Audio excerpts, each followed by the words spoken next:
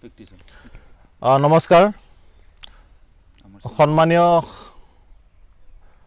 সংবাদদাতাসকল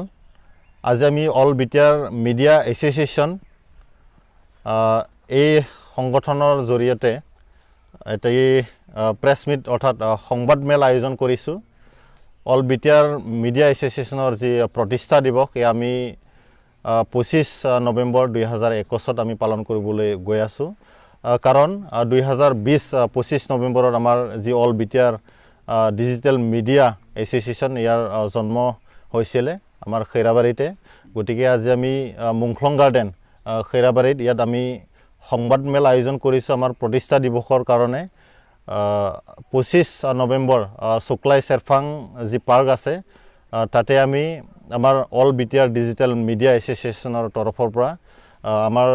এদিনীয়া যি কাৰ্যসূচী প্ৰতিষ্ঠা দিৱসৰ লগত সংগতি ৰাখি আমি আয়োজন কৰিছোঁ আমাৰ এই সময়ত বিশেষকৈ অল বিটিআৰ মিডিয়া এছ'চিয়েশ্যনৰ সন্মানীয় সভাপতি ডাঙৰীয়া আছে তেখেতক মই চিনাকি কৰাই দিব ওলাইছোঁ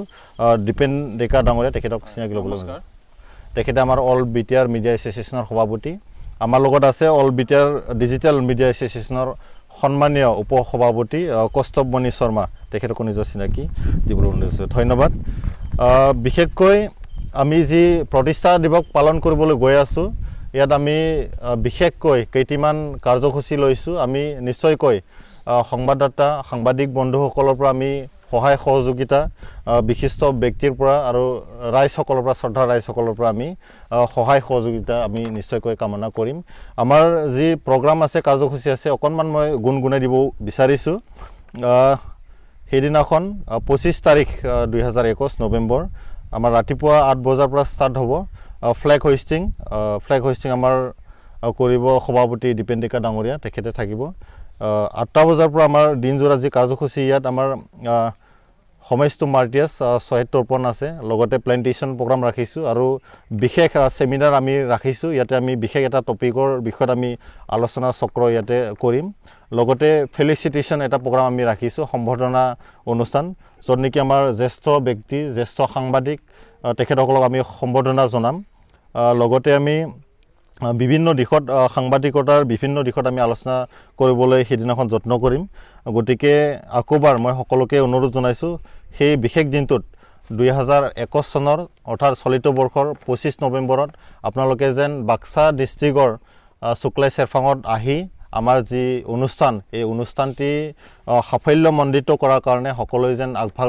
লয় এয়া মই আজিৰ যি সংবাদমেল এই সংবাদমেলৰ যোগেদি আপোনালোকক মই অনুৰোধ জনালোঁ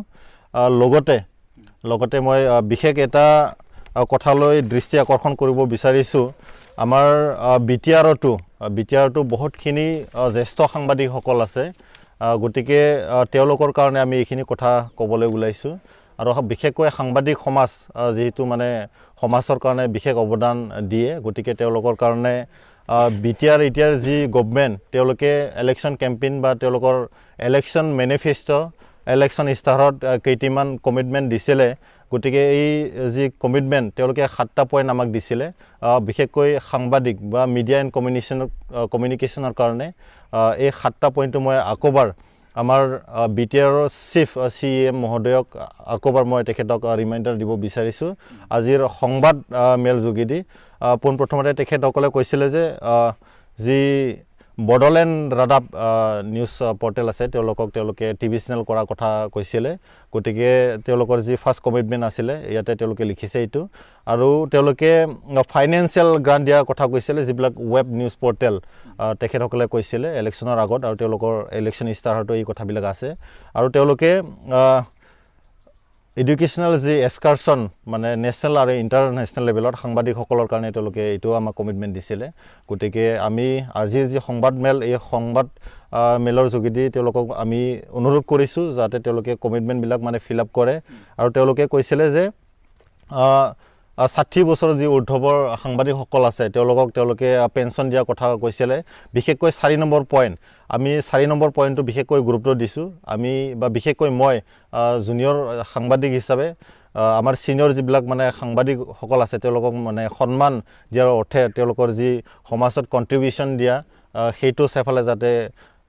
আমাৰ চৰকাৰখনে বিটিআৰ গভৰ্ণমেণ্টখনে তেওঁলোকক যাতে পেঞ্চনৰ যি ব্যৱস্থা অতি শীঘ্ৰে কৰি দিয়ে আমি অনুৰোধ কৰিছোঁ আমাৰ সভাপতি ডাঙৰীয়াও মানে 32 বছৰ সাংবাদিকতা কৰিছে তেখেতৰ সিনিয়ৰ এজন সাংবাদিক তেখেতসকলো যিটো মানে চৰকাৰী সাংবাদিক বুলি ক'ব লাগিব আমি আজি তাৰিখত তেওঁলোকে প্ৰতিষ্ঠাপক মানে সাংবাদিক আমাৰ অঞ্চলতে নহয় বিশেষ এটা অঞ্চলৰ কাৰণেও গতিকে তেখেতসকলৰ